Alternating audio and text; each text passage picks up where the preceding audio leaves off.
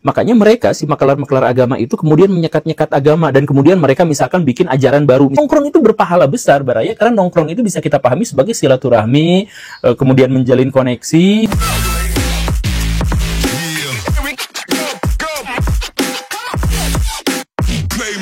Hal yang membekas dalam hati saya dari ajaran Syekh Hasan Al-Banna itu adalah bahwa beliau mengatakan Islam itu adalah sistem menyeluruh yang mencakup seluruh aspek kehidupan tanpa kecuali. Jadi termasuk orang yang sedang bekerja, orang yang sedang berpolitik, orang yang sedang makan, orang yang sedang bersenda gurau dan sebagainya, itu semuanya memang sudah dijelaskan di dalam Al-Qur'an dan ada etikanya serta estetikanya di sana. Yang karena itulah maka beliau menyebut Islam itu adalah syumuliyah, menyeluruh, mencakup seluruh aspek kehidupan. Begitu.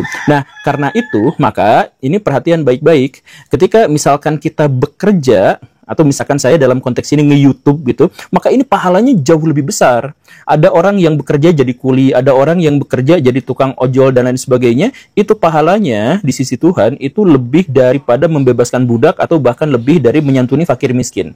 Karena dengan bekerja dia bisa menyantuni keluarganya sendiri dan bisa menghidupi dirinya sendiri. Artinya apa? Artinya bekerja itu dalam Islam adalah baik. Atau contoh yang lain, makan. Makan itu baik. Makan itu berpahala besar. Makan itu berarti mendapatkan kasih sayang dari Tuhan yang Maha Kuasa. Karena apa? Karena dari makan akhirnya kita bisa hidup, mempertahankan kehidupan dan bisa melanjutkan kemanfaatan kita buat orang lain, buat dunia, kan begitu. Bahkan kalau misalkan kita mau sholat tapi di meja makan itu ada makanan yang membuat kita kabita, ya kita makan aja dulu. Jadi makan dalam konteks itu bisa aja diprioritaskan. Atau bahkan kita makan babi itu haram, tapi kalau misalkan itu untuk melanjutkan kehidupan kita, maka makan babi itu menjadi sesuatu yang halal. Artinya apa? Makan itu adalah bagian dari rahmat Tuhan gitu.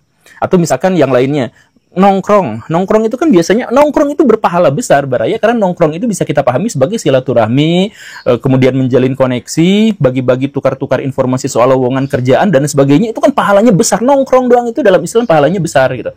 Nah, tetapi Islam yang menyeluruh itu, yang sangat kompleks itu, yang sangat holistik itu, kemudian dipecah di bagian kecil-kecil oleh segelintir maklar-maklar agama. Kan dipikirnya kalau misalkan kasih sayang Tuhan kepada manusia itu begitu besarnya, sampai hanya makan, minum, nongkrong, atau melakukan aktivitas seksual aja bisa berpahala sangat besar, misalkan, maka mereka tidak akan dapat jatah.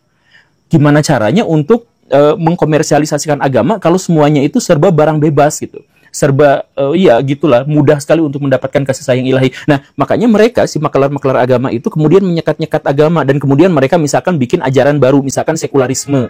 Mereka ngajarin yang disebut maklar tapi ngakunya ulama itu sekuler. Misalkan, coba bayangkan kalau kalian sekarang sedang sibuk terus-terusan mencari pekerjaan, mencari nafkah duniawi, tapi kemudian kalian dimatikan sekarang.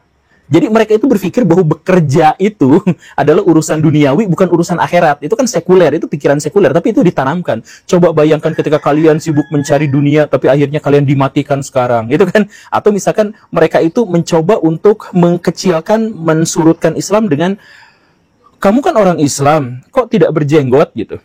Nah, jadi Islam yang universal itu dikecilkan menjadi harus sesuai dengan kriteria kebudayaan dari suku bangsa tertentu saja. Ada kan yang seperti itu?